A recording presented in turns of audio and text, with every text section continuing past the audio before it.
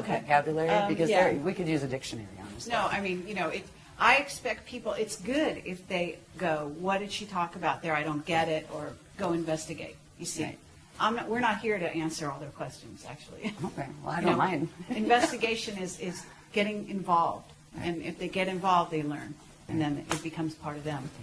So when we see the structures, when I'm showing things like the structures, these are structures that are not known out here yet. They have words that describe them. They have names for that structure. That's a Hara body, or that's a Yukatharista body, right? Or that's a Veka, and that's an Eka. These are part of the actual templates of the layers of creation, going all the way back up into expansion into God's source consciousness field. They are the literal bones of our space-time orientation.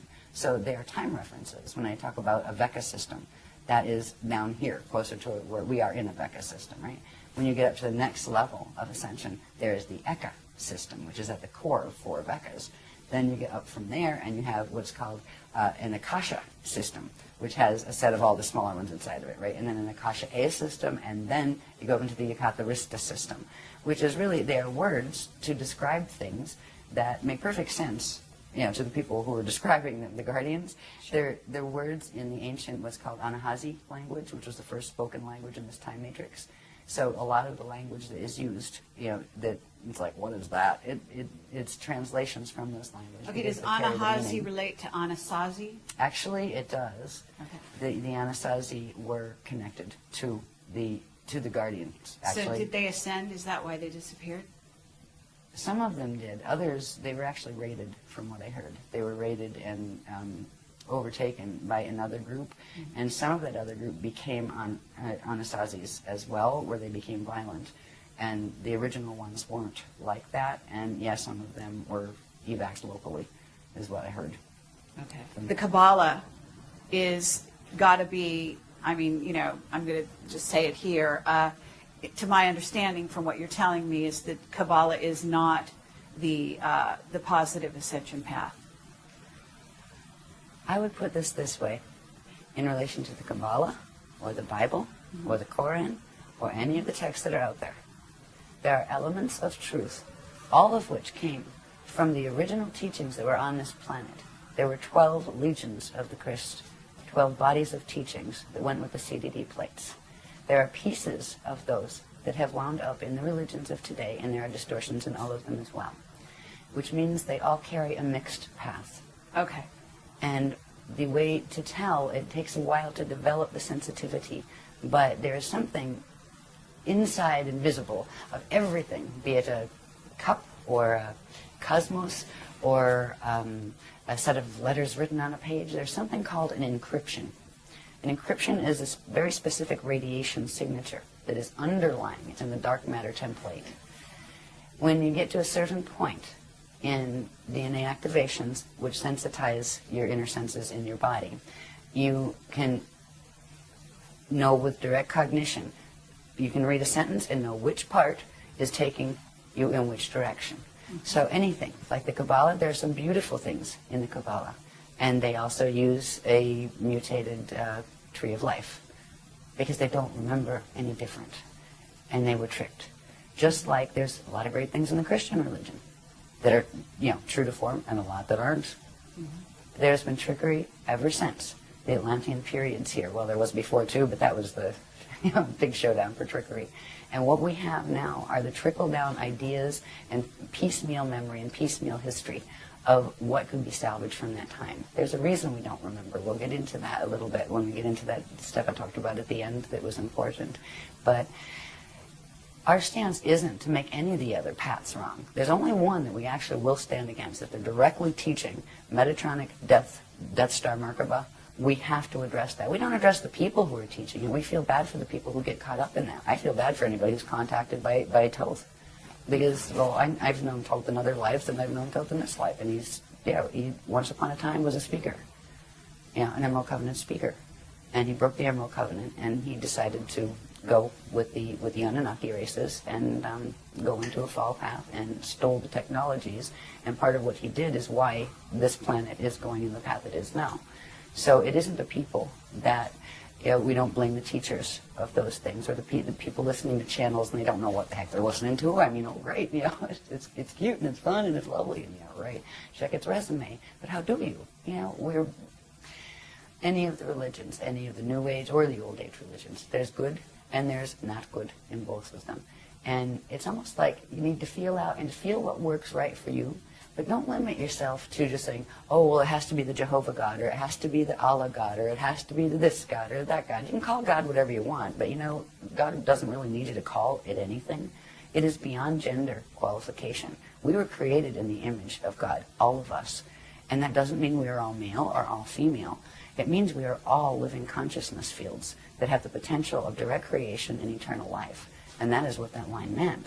So the Kabbalah is fine, certain parts aren't. Same applies to every paradigm that is, traditionally on the planet, and a lot coming in from the New Age, except for the Death Star mechanics. They're very direct, not sacred geometry. So, did that answer that question? Yes, absolutely. Okay, Thank you. good. Alrighty, where are we? Back to this. I just wanted to show this again quickly. This again is the diagrams we've used to show the structure of the spirit body with its flows and its core flows, and it's also the gate structures and all of that. It means that the cosmos has sets of spirit bodies. There's like lots of these embedded within each other, and we also have our spirit body. When I refer to our spirit body as part of our anatomy, it is structured in this same way. Okay? And we'll see in the next one how that fits in with, remember the Stairway to Heaven and the Yucatharista body? Right? Those structures are actually part of what's called the light body anatomy, be it on the cosmic level or the personal level. This is how they fit together. This is that Yucatharista thing with all those little interwoven cathara grids, right? And this is the basic structure of spheres within spheres from the spirit body, the cosmic spirit body, that all of those existed in. Every one of those little cathara grids would have a set of these, right? These become the spirit body, the 12 spheres in the spirit body that, remember, go in sets across the vector line, right? And at certain points, they actually pull in to the center, and that's how, at a certain point of expansion, you contract back into the center and go back into God's source. These are actually, this is how the Adashi adepts, the ones who have achieved ascension, actually use these structures as maps. These are literal maps of how they judge. If you are here and you want to go to Cirrus B density 2, right? These are the maps they use to get there. They are the gate interface maps. We can locate ourselves on these maps. There's one that shows exactly where we are in the Milky Way galaxy, because we're actually M31 galaxy, but we're a part that's twisted off but still connected to it energetically. We can show our location and also show the locations where the black hole systems are that are interfacing here, that are messing with us now, and where the main guardian groups are coming from and where they're helping us. So these are literally maps. These maps then translate into, these are all probability fields. So you might have one, say, galaxy, and it's 12 different probable expressions. And they all of these are spinning, right? And they interface with each other all of the time. So they're like bubbles within bubbles that don't collide and collapse each other. Well, they're not supposed to. If they're doing the Death Star mechanics, they actually do. But there's a natural system of probabilities. So it's not just we have a parallel universe. Right. We have many parallel systems and adjacent systems and neighboring systems. And so this is literally the structure of the maps of the cosmos. These are the structures you use. Once, say, you get to the point where you can ascend, well, you have to first of all decide where you want to go. And then where is the map to get there? These are the maps. So I wanted to show you how those structures that are on a small level, our own multidimensional anatomy is structured that way. But on the large level, this is the structure of the maps of the cosmos. There is a structure that science does not know about yet. They have no idea how complex it is. Each one of these structures, they've taken it from the first, though they call it a particle unit, the first unit of consciousness, how that structure grew, each stage, right? So we have like hundreds of diagrams that go with these to show how the cathara grids all filled out, to show how these structures of the spirit body and all their flows filled out. Inside of the spirit body flows, which isn't on this one, they'll actually find where what is called the Hall of Records exists, what it is, the Akashic record, all of that thing. It's part of this anatomy structure. The planet has one, the solar system has one, the galaxy has one, etc. So these are not just interesting little diagrams on a paper. These are very practical. They're just as practical as a map you'd buy down at the gas station to get somewhere horizontally. Next one, Okay, and please. isn't it true that we also have 12 incarnational bodies that have incarnated simultaneously that mirror the same pattern there? 1,728 Okay, but, simultaneous. Your existence implies the 1,727 others okay. that are you. Okay, but Different there forms. there is something to do with the 12. Yes, they're sets of 12. Okay. Yeah. Yeah, you have your first 12, and you have, well, it basically, it has to do with the density levels. We're in density 1 down here. Density 2, and you have your incarnate identity here. You would have a set of 12 incarnates. And if you put those 12 back up to density 2, you would have 1 soul, right? That is your soul, your density 2 level of identity. Now, that 1 soul would be a group of, 11 others. It's part of a set of 12. Sure. And you pull all those together, come up to density 3, and that's where you are an oversoul. And that oversoul is a part of a group of 12 oversouls. That you pull it up to density 4 is an avatar. And then you have a group of 12 avatars, pull it up to density 5, and then you would have your Rishi identity, which is your fully formed Vecca level identity to come into the densities down here. But there's other levels of identity that go up beyond the 15-dimensional system. Those 5 densities that I just talked about each have 3 dimensions. So there's your 15-dimensional stack right there in one time system. So does that help? Yes, Yes, that's and great. 12s. 12s, Yes. many 12s.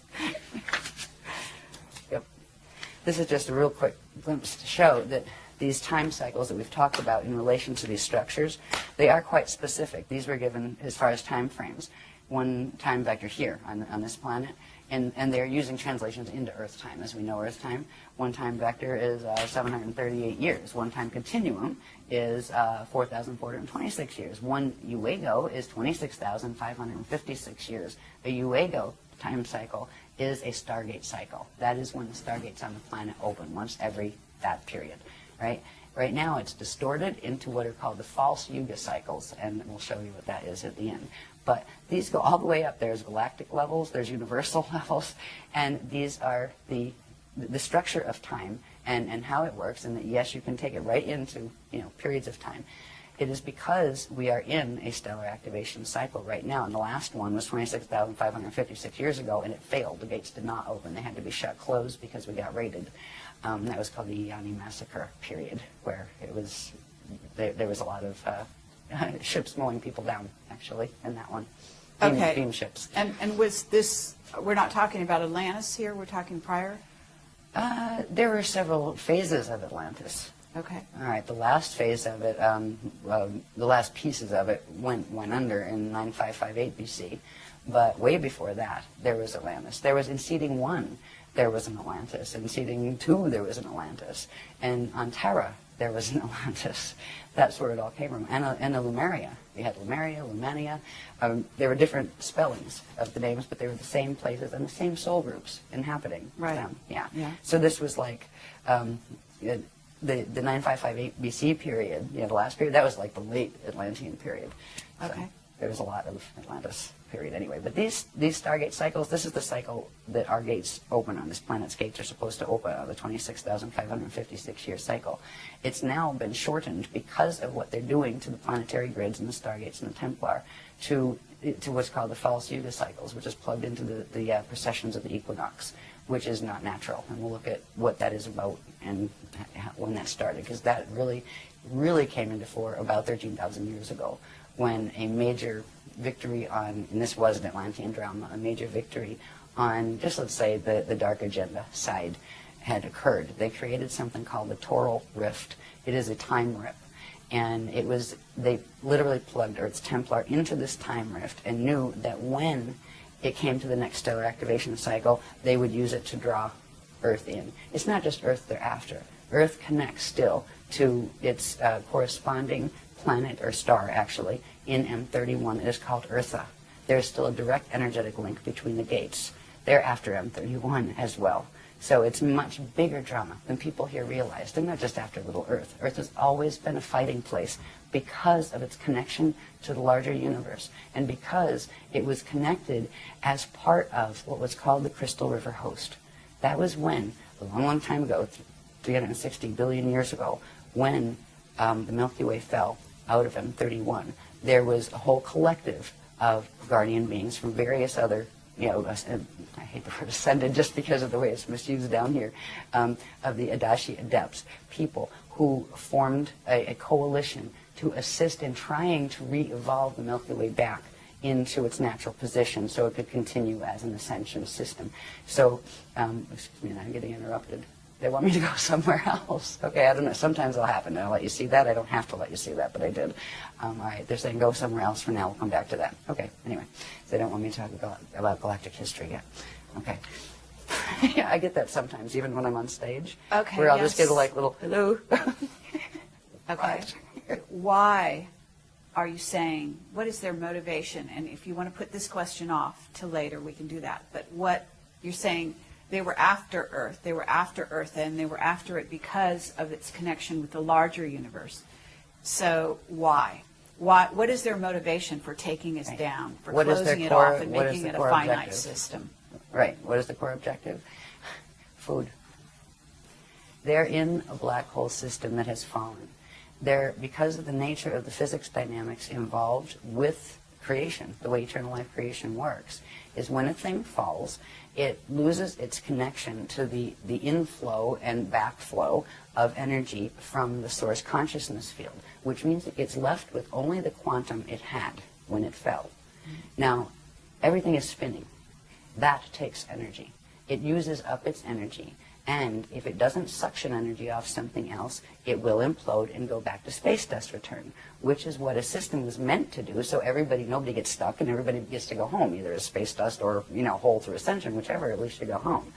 These groups that have adopted the false creation, they've tried to recreate the creation because they didn't like the consequence their own choices brought to them in relation to the physics reactions to the actions they took. They ended up in a false system, and they wouldn't face the reality that, you can make peace with that, even if you're in a false system. You can say, well, you know what, that was pretty dumb to get ourselves into that, but we're here and we can handle ourselves with grace. We can still love creation. We can still act in loving ways. They decided instead it would be more interesting to keep themselves alive by using a vampire technology. They're going after it for quantum food, to feed their system. If they can harness this system, literally the entire quantum of energy that is in the system will be drawn into their black hole system, which will give their whole system more life. So they're postponing the inevitable, but they keep using these technologies to do that, and they prey on living systems. But there is a point in time where that backfires, and they're getting very close to that point too.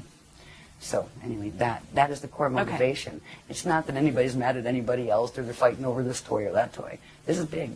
They're fighting over survival, and they feel that they have to kill the living systems in order to have that energy as food, period. And that becomes the most important obsession for them. And it is a twisted thinking. When a being gets that far into de-evolution, where it really has no remorse, they don't have what you call emotional bodies like we do anymore. They don't care. They just take. And they don't care about giving. They don't think about that. And they don't want to hear it. You can't rationalize with a certain level of fall consciousness. So that is what we're dealing with. And that is why it is a very large story. But it's really not very personal story. It's like, don't take it personally. Do you take it personally if you're swimming and a shark rips off your leg? Mm-hmm. It's a shark. Sure. You had a leg. It swam by. I mean, are you going to hate the shark? It's just doing what its instinct moves it to do. And that's kind of like what is happening here. So that's how I've been taught to look at it. And I'm at peace with it. I don't like it, but I'm at peace with it in that regard. But I will stand for the things that, for me, that mean most to me. And I believe in the loving creator God source field, and I believe in being fair to people, and I believe in telling the truth even if it's hard, and I believe in facing the truth even if you'd rather pretend it wasn't there, and dealing with it and taking it forward from there. So anyway, those consciousness don't think like that, but that's what it means for me when I say, we stand in the Christ. That's what it means. It's not fighting with these beings. I mean, you can do that, but they're just engaging your energy anyway. But we do have to stand and work the gates here. Somebody has got to take care of the remaining gate potentials here so the consciousness can evacuate out within the next 200 years that is going on the upward swing. So is that good enough? Okay, yeah. Very good. Tangents. So this is just showing the time, like there are literal translations into Earth time. And this would apply, like you could go sit on Venus or something, and then you could translate them into Venus time, which would be different because time has to do with how fast things spin and all of that. Never mind. Physics of how long your day is and your sidereal time and all that crazy stuff that I don't like. With all the structures and processes that we've learned that have to do with that structure of the spirit body and its hara centers, which are the probability structures that at certain periods pull in, right? And that's an ascension cycle when they actually pull in, and then a new creation comes back out. There are ways to track those cycles. There are ways to track from the point of conception onward how your body grows in cycles. And there are also ways to track an evacuation cycle, and they all can use this diagram. This diagram has to do with octants and specific ways the energy is divided up and within those structures that we've looked at. And this is just showing, it's called the load-out schedule from 2008 to 333 AD cycle.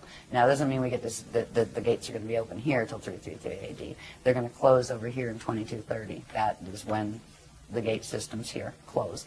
But this is actually showing that, okay, once you get through here, there's certain stages. We made it through what was called the Kalihara celebration. We called it a celebration. At the time, after certain things happened in 2007, as we moved into 2008, if we did not hit on this planet a certain level of core vibration, we would have gone into fall right there. We would not have been able to hold a host. All the gates would have shut except the fall gates, and we would have all been stuck, and it would have, well, we'd all been extinct in 2012. That was the other side's plan. But we did make the vibration for the Kalihara, which allowed us to pick up into the host, which is called the Crystal River host. This has to do with a stream of energy currents that are coming in from a matrix that I'll show you later on the maps that are the high level of the Guardian Alliance. They're like the ones that wrote the books originally. They're like the small layers from our matrix. These are massive Messianic beings, and that means they're the eternal life beings, the ones who've gone through the Adashi return cycles, and so they're. Anyway, we were able to pick up the host the planet was, where it could anchor those frequencies as long as there was somebody here to anchor it, and that is what our groups have been doing. We are, our bodies are energy, everybody's bodies are energy, and we're all anchoring something. And right now, the planet, most of it is anchoring the Metatronic currents. And there's a few people that just because they happen to have the DNA codes that they are connected with the crystal and don't know it, are just going about their little lives, but anchoring it, the good currents anyway. But there are, I'm not aware of any other groups that are working at all with the Christic energies as far as the grid works they're doing. So we go around and we do grid work, and very specific grid work. You see these type of diagrams? Well, when we go to do like grid work someplace, we know what a vortex is, right? We know where to go. We know this information. We don't just go, play like a planetary guardian like a lot of people do, unfortunately. Mm-hmm. People that are inadvertently anchoring the negative currents and opening gate sites on the the wormhole codes because they don't know, because nobody taught them the difference between them. So anyway, we made this into this cycle, and this is good because if we didn't, it would have been all over in 2012. But we passed the Kalihara cycle. We're in this cycle period right here, right now, which we haven't come to the center point yet. That'll be 2027 when we hit this point in the cycle. There are certain energy changes that take place here, certain accretion cycles. That means energy coming in cycles, right? These are accretion cycles where energy pulls in to a certain point. There are certain things that happen in each of these stages. So we are right here in this stage. This is the first stage of what's called the Kali Krista cycle. This is what they call this one, the Varda phase. And then over here, there's the Masha phase, I believe, and that's where you get the Messiahana word from. And the word Messiah was twisted from that word, the Messiahana word, in the ancient Atlantean teachings. That's an Anasazi word having to do with this cycle. And it's related. Is it related somewhat to Mahayana, Mahabharata? Yes, very much. In fact, a lot of the Mahabharata texts were some of the remnants that had come up from the Mahabharata texts that were the translations of the CDB plates much earlier. Yeah. So anyway, we have to this point, when we get over here, that is 2047. I don't have it marked on this one, but this would be the point in this cycle that would be 2047. And this is where something called an infold happens, where when we go back to remembering the vector line with the hara bodies on it, right? and at certain points they pull into the center and then come back out again. That is going to occur with the energy systems in literally in the parts of this galaxy that can hold the host, including Earth, including our own fields. So right now we're making it through this part of the cycle. There's certain changes that will happen here. This is a point, that middle point, during which something called the Bardo chambers open. Now, the Bardo chambers, it can be a pleasant thing, or it can be a time when people evac the quickest way possible. And we are still looking at the potentiality of there could be major Earth changes that occur during this period. And that's and at this point, it's like if we get that far, because what's happening between now and 2012 is pretty rough. And what some of the other ones, like those who make wings, have planned for 2019 isn't too pretty either. So we're trying to help keep the grid stable and the consciousness stable just by working energy, as opposed to trying to go out and preach on anything. We teach what we teach. But there are this is a really bumpy period we're going through here because of what the service to self ones are doing. And they are seriously just trying to use this. They're trying to take our planet, forget about us, they don't care. They were planning to exterminate us in 2012 and just use it as torque to drag a whole larger system into feed their black hole. So when you have an objective like that, you really don't care. They don't care how many people are lost. But the Guardians do, and that's why we're still here. So we're moving through this period now. We're probably somewhere right about here, because this will be 2027. There's some rough spots coming in 2019 and 2022.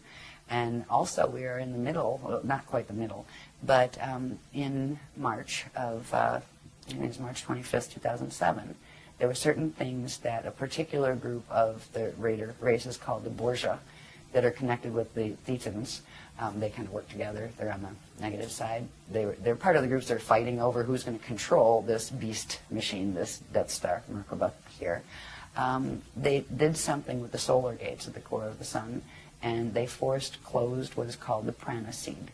Now, the prana seed has to do with sophisticated anatomy. We all have one, and so do planets and galaxies. When a prana seed closes, it forces the Bardo, and which means it forces this beginning of the death cycle. And our sun is dying as of that point. That doesn't mean it's immediately going to die.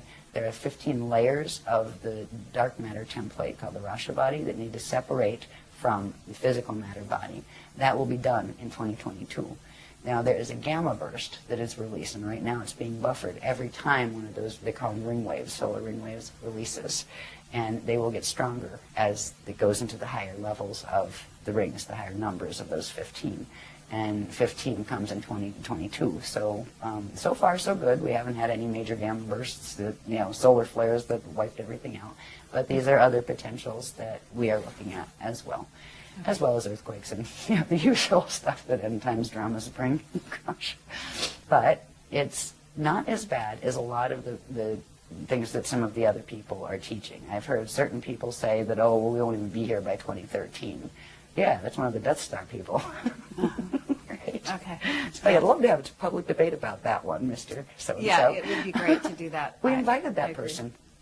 I think Oh, you know who really? I'm referring to. Yes. Yeah, years ago. I see. Yeah. Interesting. So anyway, this is showing the cycle. There are certain different things that happen in this amazing structure of the planetary, solar, galactic, and universal spirit body and light body structures. It's a very specific process that is involved with Christ star evolution, which is going into that where you fulfill fulfill meaning accrete, or bring in all of the frequencies in the template that you needed to make that Adashi turnaround, where you can immortalize your atoms and go into the eternal life, going back cycles. And planets and solar systems and galaxies can do that too. So there's a portion of this system, this galaxy system, that can still do that with the extra frequency that is being added by that host system that is called the Aquarian matrix. And it's actually, the Aquarian matrix is, they have the prototypes of what the humans here were actually designed on. The genetic prototypes were from there, even though we weren't directly from the Aquarian system. We were from M31 and from this particular universe once, the Milky Way once it fell. But they're very closely related genetically, to us in that regard. So they're not when I talk about the other ones, you know, have to expect, like, you know, very strange looking beings like, you know, octopi. Some very nice ascended ones do look like that, but these look very human-like, but much, much larger. Okay. Very, very tall. Yeah, anyway. So this is the cycle we're in at the moment. Now, this one's good. This will show a little bit. This is how these, we can start understanding these as maps. Yeah, that's a pretty colored one. I'm so glad people cared to take my black and white messes, right, like these, and, yeah, do them properly on the computer. This, again, is just showing the bones, or the interwoven Cathara grids, right, of the Eucatharista body, which is like one cosmic body, right? Down here, Aquinas, Akasha matrix. We're down in here. Aquinas is actually the name of M31. That's the official name as far as the ancient records go and all of that. Okay. And we're part, we were the Aquinas, you know, universe. They call it universal system. And we call it the M31 Andromeda Galaxy, but it's actually the Aquinas universe. Now, we're located down here. Up here is the Aquarian Akasha matrix, right up here. So we're down here, and they're up in this section. So it's literally showing the relationships, like, you know, okay, one lives over here, and one lives in, you know, Pennsylvania, one's in California, that kind of thing. And there's another one. There's a black hole system, a fall system right here that's called the Weaselay system. And what's interesting about this whole creation is falls can happen where part of the spherical structures of that system literally no longer are energetically connected to the grid. They still hang in the grid, but they're cut off from it. They can only happen on the Veka and the Eka levels. A whole Akasha can't fall. Once you get to the Akasha layer, none of those other layers can fall. And it's just a different type of existence where you don't worry about the polarity dramas that end up in falls and things. So, but this shows us where, you know, we're here. The ones that are helping us here, this is they call it a, it's an eternal matrix. That the purpose they choose to stay in incarnation or stay in existence is to kind of play the helpers for any of the other systems that do need, you know, ones to go in, where they've actually. They live by a let my will be thy will as far as source goes, and they want nothing other than to fulfill what, you know, source's intention is, which is a loving intention and, you know, an assisting intention. So they find their joy in being of service to assisting the evolutions and, you know, in the lower matrices, and they hold these frequencies pure. Their systems stay pure enough where they can actually send currents in and help systems or hold them up so they don't fall, and that's what they're doing with our system right now. This little red one right here, that's our parallel, our immediate parallel system on this level. And this one is a black hole system. All right, the parallels of fall. We have a parallel Earth, and that finally finished falling in 2003. We have a parallel Milky Way that is a mess, and it's called the Alpha system. That was the first black hole. They look at us as the Omega system. They're the beginning, we're the end. They're planning to pull the two systems together using the Death Star Merkaba mechanics. So this is the locations, anyway, of where who's on first. We're here, over here in the Aquinas. That system, the parallel, is running in here. Our buddies that are helping us with the Crystal River host, sending us energy to literally stop. It's kind of like sending big energy arms down to hold us up, because these guys are pulling so much energy out of us, we would have fallen already. This whole galaxy would have. And then up here, there is another system. This system, the WISA system, is connected with this one. They've linked through wormholes to the center of their cores, their Eka cores, and created a structure, a system of wormhole structures. One of them is the Yote-Vote wormhole structure. And any channelings and stuff coming from that stuff is coming right out of Weaselay and that kind of stuff, and it is a false system. So there's the trickery that is going on here is heartbreaking. You know, it okay, seriously can you talk is. at all about the dimensional aspects of this? Because certain of these systems aren't in certain dimensions. No? Certain of these systems aren't in certain dimensions. Because in other words, it seems, well, okay, at least in what's out there, we're talking about four-dimensional beings being, you know, the negative service to self coming in through. Talking about 15-dimensional beings being negative, some of them too. Oh, really? So going up much higher levels than is currently thought. Oh, yeah. Okay, because that's interesting. That Oh yeah, you're saying there's a backup. Metatron, for example. Metatron is an entity. It is a Rishi entity, 15-dimensional Rishic identity, and that collective fell. But it was still on the Veka level. All right, when you get up past the Veka levels, because we have our density levels that are inside of a Veka level. Vekas go in sets of 4, and at the center is an Eka. All that stuff is inside of something called an Akasha level. The Akasha level can't fall, but any of the consciousness or the structures below that can. Okay, and what levels of density then are we going down from there? Each set of, each Veka, each Cathar grid, let's say, the little structures that you saw, each of those has like 4 density and implies a 5th density when you cross through the center. Whether you find that Akasha on the lowest densities in the Vekas or up in the highest in the structures of the Yukatharista body where it can't fall, it's all consistently, there are 5 densities and 15 dimensions to each set. They have different types of matter and different density levels of matter. Some are heavier than others and that kind of thing. So, but that part is consistent from the smallest all the way up to the largest. It is just that the fineness or the refinement of the matter type changes as you go up into the ones that can't fall. There is a refinement to the energy and the consciousness there that you don't find in the one, in the lower systems, even the best of the lower systems. So that, I think that's how I would answer your question. Okay, and if you get the light beings that manifest here, that are really manifesting, in other words, they really are light beings, what level are they coming from? It depends. Could be anyone. From what level up? There's an old saying that light can deceive, but sound tells the truth. Sound is the vibration, right? Okay. The encryption. Mm-hmm. It's a feel thing. You can have really beautiful light beings that are coming in the form of, that are actually FAs or fallen angelics that are coming to mess with you.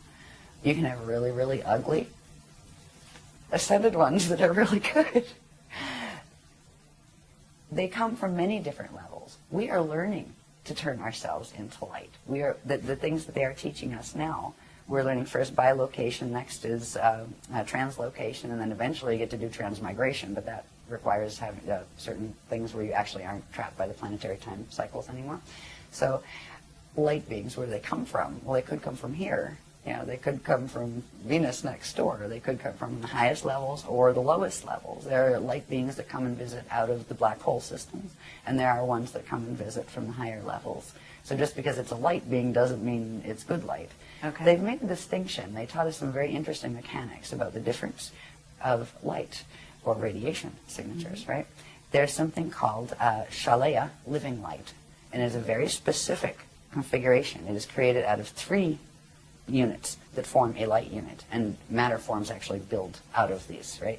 And there is another type of light that forms through using actually the natural light, the organic light that comes from first creation, natural creation, organic creation, is the 3 balls. I don't have one here, but it's like, they call it the triveka, where it's like 3, 1 ball on top and 2 small ones, and that is what the structure of the light unit is. It has the ability for those the 2 little bottom balls to phase in and out like this and spark when they do. So it can generate its own quantum. So it's eternal, right? There's another type of light that is not organically occurring. It occurs by bending the natural laws of physics and using the various forms of the Star Merkaba mechanics. And that is called the Shona light field. And it is a dead light field. And it is made of, they call it the Vesica Pisces configuration, where it is just 2 light things together like that, right? 2. And they spin and they spark, but they have to attach to something in order to feed, or they're finite and their spin actually burns them out until they collapse and fall apart, which means the matter forms that they're built on collapse and fall apart. So they are finite light. And so that is, the light beings. Is a light being made out of a Shona field, or is it a light being made out of an organic Shalaya field? Same thing with orbs, right? Yes, you can have positive absolutely. and negative orbs. I've met some very nasty orbs in my day when I was younger. I used to run from them. I was terrified of them because they would turn into Zetas, right? Yeah, the red ones you have to look out for. The Zetas. Yeah, I'm not saying all red orbs are Zetas, but yeah. So there's things that can be used. Just because it's a phenomena doesn't mean it's always good or always negative, right? Sure. That's where learning to sense encryption and that's very helps. valuable. for people to hear. Yeah. Good. Okay, back to where are we? Oh, this is a trigger over here for ancient times. This is showing a close-up of that. These are my hand-drawn ones, right? Which, in certain ways, I can read them better, probably because I drew them. But they're much prettier when they're done on the computer. This is showing that same thing. It just happens to be tilted the way I drew it first, right? That's that same thing that was up the top before. And this is showing right here where our Vecca system is, right here. But this here is pulling it out so you can look at it a little more closely. Instead of just having the natural Pythagorean structure, right, which is the bones that our sphere there would be built on, there's this tilt, right? The bones are here. The natural Pythagorean, that's the Aquinas matrix, which is M31 Andromeda. And this is the Milky Way. Now, we're still energetically connected through Earth, right to, if you notice there's numbers on these little centers. They're called Cathara centers. Through number 3 on the Andromeda, or the M31 grid, and number 3 Earth on this grid. They are connected. That is the link that has been holding the Milky Way connected to Andromeda. And if the host mission was to try to help the Milky Way evolve back into its natural position, because if something gets stuck like that, eventually it'll fall and be off the grids where it will become finite until it burns out as quantum. So there's always rescue missions that try to bring something back. Earth has been a place of, and so was Terra before Earth became Earth down here. There was a star here called Ashayana. And that's actually the host star. The fragments of Terra were put in to begin this solar system down here in density 1. That's described a bit in Voyagers. But this is showing the offset, where this is the, say this is the north axis of M31. This is Milky Ways. They're off tilt with each other. And that actually creates distance in space-time. A couple million light years, 200 million, I forget, I used to know anyway. But so that's just showing in these maps. Now, you can see that just a little bit closer when you bring it in, just that little part. That shows those misalignments where this was the natural structure, and that's the structure of the M31 Andromeda galaxy's core template, right? And these are the 12 main stargates in that universe, by the way. This is our Milky Way system. And right here on the number 3 gate, that is where they're still connected. All right, these others, there's a whole set of these that show the black hole system. It's called the Proteac black hole. It is a mess. I mean, it's just, you can see the dynamics of how it works and the energy twists and stuff. But I'm not going into that on this one, on this particular presentation, because it takes forever. But they're just showing the offset. So, and what this translates into is that distance that we're seeing between M31 galaxy and the Milky Way galaxy. But they are one, and that is our home system. And if we are going to ascend out of the Vecca matrices, we have to ascend through there. Anything in this matrix has to go out through where it came in from because of the encryption that you carry. You will carry the encryption of the gates you came out of, so you need to use them to go back, in the Adashi returns. So anyway, that's on some of that. Anything more here? Yes, this just gives an idea of how this, when you put the probability, the Hara bodies, right, that form the probability sets. And if you see, look in here, we had a whole bunch of these, and bless Willa, her and Bob typeset them all the little numbers, so you know which lines, because this becomes important. We actually use drum codes to bring in very specific frequencies by using the numerical coordinates that go with the specific systems we're trying to bring the energy in from to bounce out the ones from the black hole systems that are coming in. I mean, it's quite sophisticated, the technologies they're showing us to use. Oh, okay. We're all learning how to beat on drums, right? You can't beat on it, stomp on the ground, right? You're an energy system, stomp, get the vibration in. But this is showing us the same thing that we were looking at before, where it shows you've got the Arista map, right, and we're over here, but now it's showing the probability systems that we're in. So where our little Cathara grid is, there's actually, every one of these has a system that looks just like this, but a smaller one, right? And then every one of these inside of that has that. So you have all of these probability systems on each level. And you have what, at a certain point, you'll see the ones that are the metagalactic level.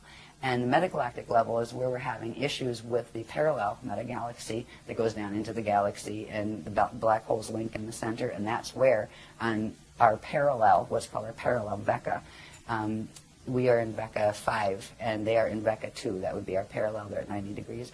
They're actually pulling our system in. So this is just another way of looking at it, but showing not just the bones, but also showing the many, many layers, the wheels within wheels, the spheres within spheres. And these are all probability fields that interact with each other and pass through each other. So there are gate systems between all of these organic ones, and now there's wormholes that don't belong there too. So it's a really big story. No doubt about it. Right? Sometimes I just go, yeah. This is just a simple one after you saw just a little bit. And like, these are very detailed. Like we tend to, I think everybody carries little magnifying glasses around with them at this point for any of the chart facts that come out at workshops. Because all of these are actually numbers that mean something and words that mean something, right? But you usually need like, micro lens to read it. But this is showing a close-up of the section of that map that we just saw that corresponds to our galaxy. And it's showing how these can be translated. These locations can be translated into, like, where is the Milky Way core, okay? If we go and find Milky Way, this is something like in the science books, right? The local group of galaxies. We got the Milky Way here, we got M31 up here, right? These are those two that used to be together. This is what science already knows by, studying space and the way they study it. The core of Milky Way, they already know, has a black hole in the center of it. The core of Milky Way's black hole would be right here. M31 is right here, and we're in this twisted down offset here in these spheres. So you can literally find us in the maps. And this is how the Adashi masters, they will not use words like timelines and that kind of stuff. They hate that power thing because it's a twist on power. The Lord concept where, Lord and Master, I'm so above it. They really just don't come from there. They are adepts. They are adept at what they do. Yes, they have achieved Christ's ascension. But anyway, they use these. These are their coordinate maps. And you know how they use them? Once you get to the point where you ascend, you simply visualize it. It runs the encryption through your field, bang, zoom, you're gone, you're there. Speed of thought. And that's what So there's a purpose behind showing this, in Yes. other words, such that the individuals that see it can then begin to internalize the maps themselves and then Yes. start, because there's It will going help. to be... It will bring back their own ancient awareness Activating of their these memories. things. Yes, that's Yeah. why the Guardians wanted to be able to show. Okay. That's why we use tons of graphs every time we have a workshop. Okay. Yeah, but it helps. I mean, if you can read them forever and kind of go, oh, okay, I kind of get that.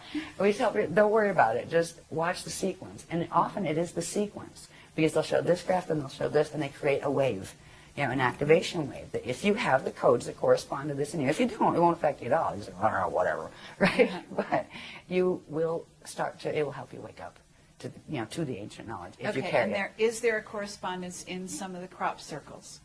Yes, to both sides. Yeah. Yeah. Some of them are very not friendly, and some of them are. I remember we were really thrilled when the Guardians actually said, that's ours. There was only one. There was one. It was a number of years ago, but we actually have a picture of it on one of the covers of our Templar manual thing. Yeah. Where is that? Milk-Hill on that one? Yeah. There in England. Look at this. Oh, this is just showing you when we talked about the overlap between us and our parallel. Okay? We're back in these maps again. These are called the probability maps when we look at them with just the balls without the And bones. when you're calling them probabilities, are you saying that, in other words, that means that certain things could change within these maps? that Certain means areas that could activate, certain other places could close down? Yes and no. Yes, but within a parameter. Okay. Within a set parameter. After a certain set of things occur, a probability locks in. Okay. And then whatever's in that probability must follow through to whatever the natural next point is. Okay. And that's what we've been stuck in. We've actually been stuck in this probability system on Earth for ages now, for many And what you're 100,000 saying years is the longer than we should have. probability system here locked in, and that's why they're doing a 200-year evac, as you call it. The probability locked in when the solar core closed, the sun is dying.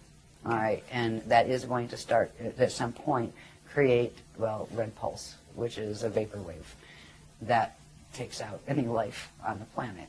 And when that event happened, that is something that you can't go backward from. All right, so you are locked into that probability, and then there are various versions of what you might see, but certain things are going to happen, period, and you can't change them no matter how much you push out and visualize it, right? Or no matter how many people you get together to do a world peace meditation, right? Because we try to do those too, right, to help the grids. Yeah, so we did lock into that probability, and in when the solar gate things happened. The fact is, in our I'd also system, like to talk about why or how that happened, that the sun did end up in that place, locked in. But we don't need to digress right here, but just for it'll future. probably get me in trouble if I answer that one fully. Don't I always anyway? There's a group of, there are a bunch of different, it's not just Zetas we're talking about. The Zetas are the little guys on the block. Don't worry about them at this point. There's a group called the Thetans, and they also run a very popular movement on the planet. And there's another group called the Borgia. They are from the parallel Akasha, part of the black hole system. They've been trying to get control of the grids here. Everybody's fighting over the Death Star Merkaba, because it's here and it can be activated. So you're and now there's a saying bunch of these- systems that are fighting over this, right? Well, they actually tried to activate what's called the Mica Mecca complex. The Mica Mecca complex is a set. Mica is on parallel Earth, and the Mecca complex is here, and it is a set of wormholes that connect in through the Thetan grids. There's like certain implants here that the Thetans put in. So they actually tried to blast through to activate that and take it away from the other groups, FA groups, who were actually activating it. And it overloaded the solar core, and that creates a spasm. And when a prana seed spasms, it locks. And when it locks, it cuts the connection to the natural breathing that would happen between it and its dark matter template. And that is when Bardo starts. And the sun entered its Bardo cycle when that occurred. And it was grid wars. If you want to chalk it up to one thing, grid wars, again. This is stuff that is happening not because nature had it happen or God had it happen. No. This is because people are acting like crazies in this universe. They are. They're just like so far gone in the don't get it anymore that, we all came from the same place and we're supposed to work together peacefully. And, this crew just doesn't get it. The ones dealing with these particular. Okay, but are you mechanics. talking about, when you say Thetans and other groups, are you talking about off-planet beings that have come here, that are here? Maybe, are they physically incarnating? Yeah. Are they taking over bodies, that sort of thing? Yes, Okay. those two. Yeah.